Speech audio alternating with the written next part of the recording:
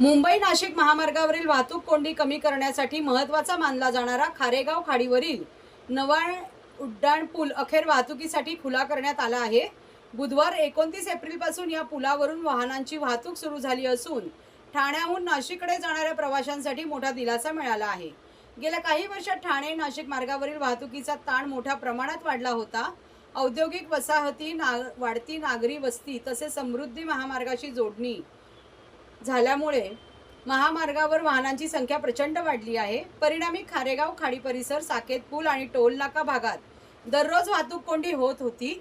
या पार्श्वभूमीवर महाराष्ट्र राज्य रस्ते विकास महामंडळ MSRDC कडून पर्यायी मार्ग निर्मिती व उड्डाणपूल उभारणीची योजना राबवण्यात आली।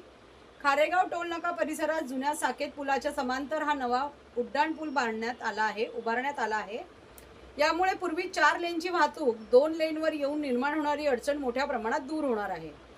खारेगाव खाडी उड्डाणपूल खुला होणार। डॉक्टर श्रीकृष्ण पांचाळ यांच्या मार्गदर्शनाखाली हा पूल सुरू करण्याचा निर्णय घेण्यात आला।